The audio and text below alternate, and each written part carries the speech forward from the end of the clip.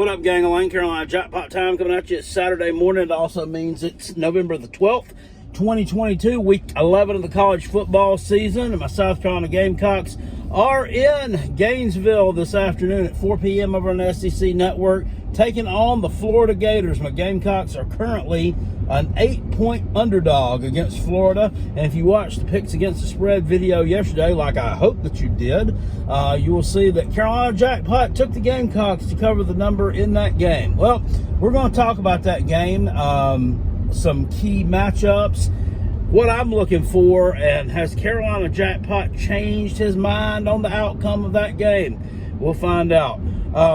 Gamecocks have not had great history in Gainesville, playing in the swamp, right? We are won 2 games there all time. So, and South Carolina's been in the SEC since 1992.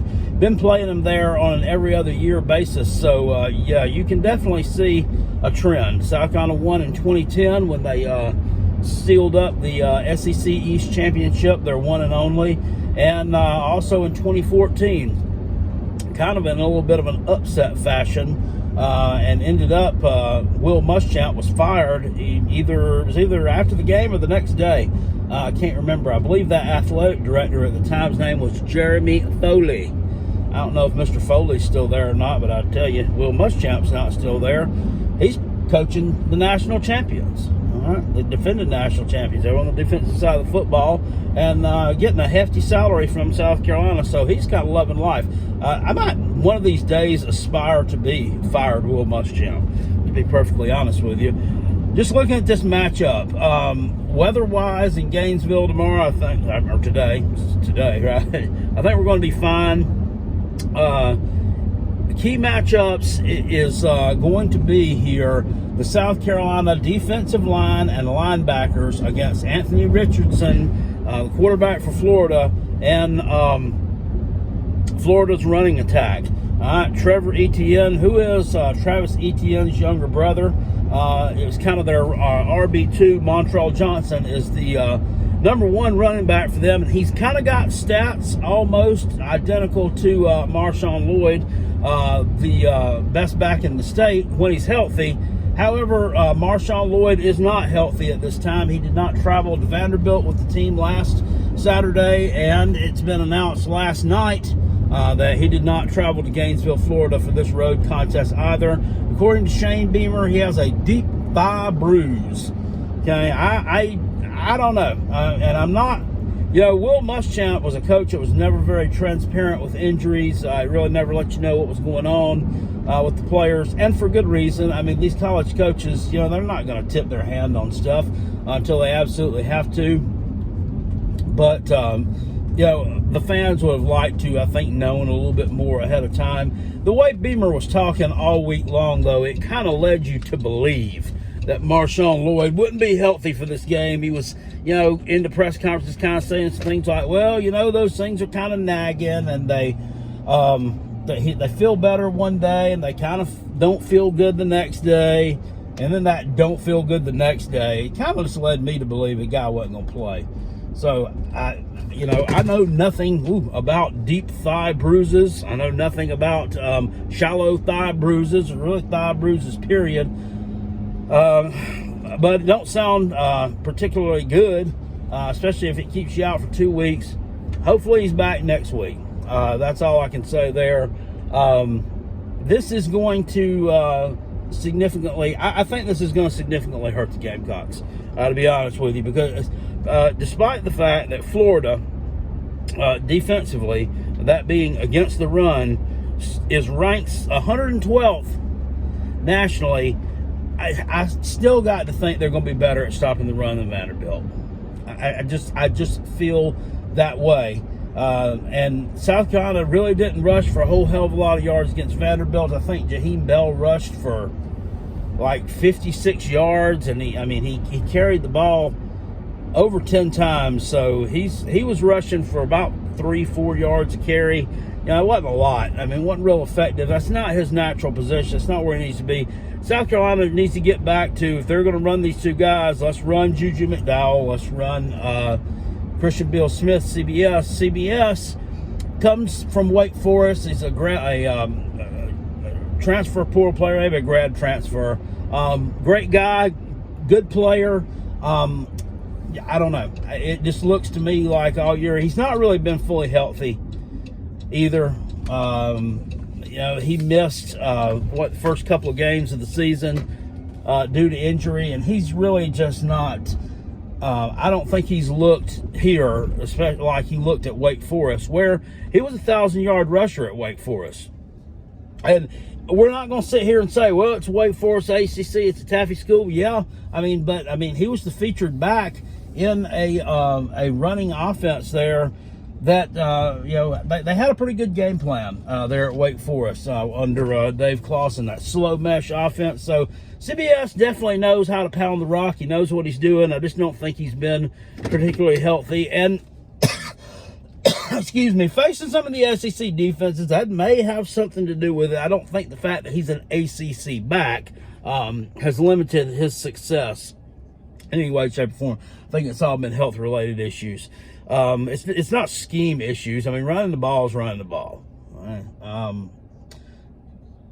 With that being said, South Carolina on the defensive side of the football, it's been horrendous at stopping the run. They allowed the Vanderbilt running back last week to have a career day. And I think that, they've been bad at stopping the run before, but I think this was kind of a one-off. That was bad even for them.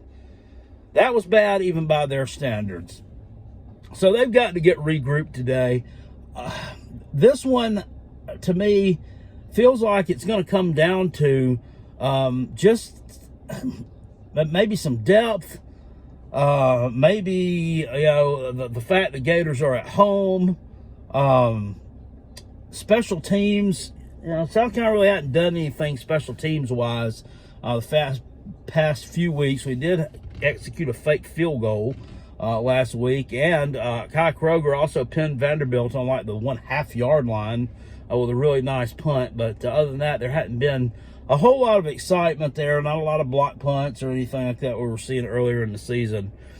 This game to me feels very 2016-esque, if anybody remembers that one. It was a game where Will Muschamp's first team went into Florida and had a chance to compete for the SEC East Championship there. They had a chance to it was either like claim a partial championship or something if they were able to win that game, but they couldn't.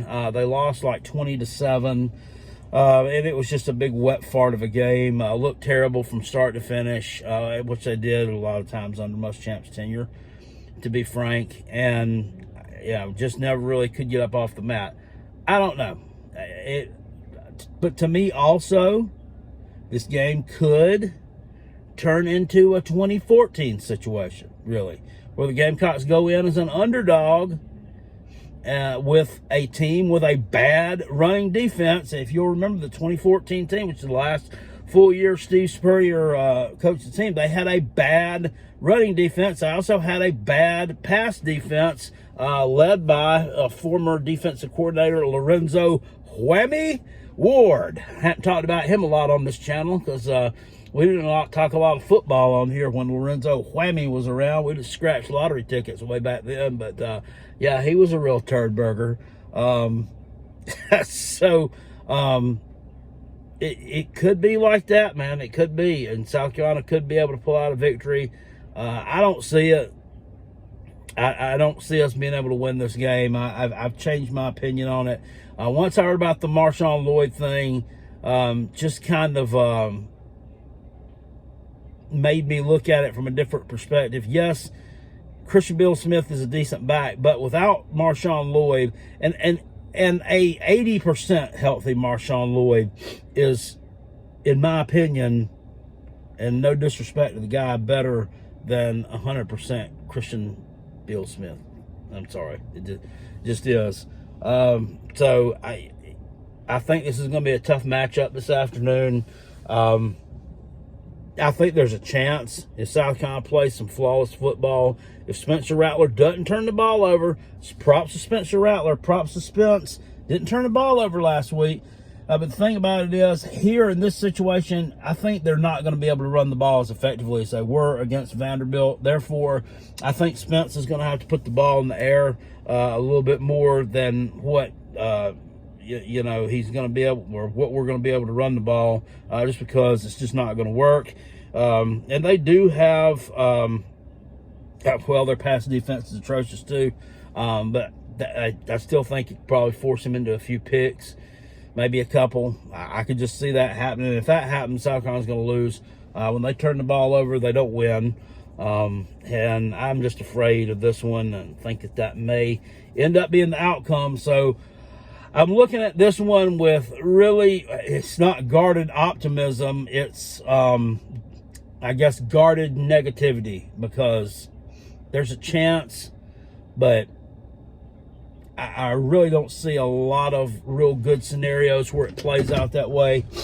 Florida's last two games are against Vandy and Florida State after this one. Going to Tallahassee, I don't think they're beating Florida State this year. I mean, they've rolled off a little bit of a winning streak against the Seminoles. I don't think they do this year. I think this is the year Florida State gets them.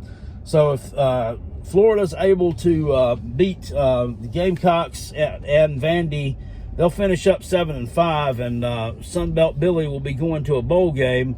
I think it's pretty much a given that Sunbelt Billy's going to go to a bowl game anyway, because if not a win today against the Gamecocks, I don't see how Florida loses to Vanderbilt and Nashville. Now, someone's going to end up losing to Vandy at some point in time in the SEC. They're not going to continue to drop every SEC game for the eternity of forever. They're just not going to. And whenever they beat somebody, it's going to be a pretty significant upset. They're going to be a double-digit underdog against somebody, and it's going to be a pretty significant upset. It's not going to be a case of where, they were favored, and I knew Vandy was going to pull that one off. It's just not. It's going to shock you when it happens. It may happen today in Lexington, Kentucky. It's not out of the realm of possibility. I think if they're not playing, Georgia, Alabama, and LSU, maybe like a Tennessee or somebody like that, I think there's a chance that they could beat either one of the other 8 teams. So definitely not out of the realm of possibility, but probably highly unlikely. So Florida's definitely probably finishing with 6 wins. It'd be 7 if they can beat the Gamecocks today, and then with a loss to Florida State. And it's not a given that they lose to Florida State. Florida State is not a juggernaut. I mean, they're not a world beater. They're just playing a lot better this year. They're actually executing. And that offense, Jordan Travis and the bunch, I mean, they got it clicking. They got it clicking up there. So I don't think Florida wins there, but I do think Florida wins the game today against the Gamecocks. I think they're going to cover that 8 points too. I look for them to win this game anywhere from 10 to 14 points. And to be honest with you, it would be the South Carolina thing to do to lose it by 21. But I don't know that Florida's offense is really capable of putting that many points up on the board to win that thing by a margin. But there it is, guys. That's my preview for Gamecocks versus the Swamp Lizards today, which sucks because I absolutely hate them. They're one of my least favorite teams in the SEC. Well, I really don't have any favorite teams in the SEC. I'm a Gamecock fan. I don't cheer for conference. I think they all suck. But it is what it is. I mean, I will pull for certain ones over certain other ones. Case in point, last week's Georgia-Tennessee game, when I really just dislike one more than the other. But there you go with that. I think Florida wins this game today. I'm calling it. I'm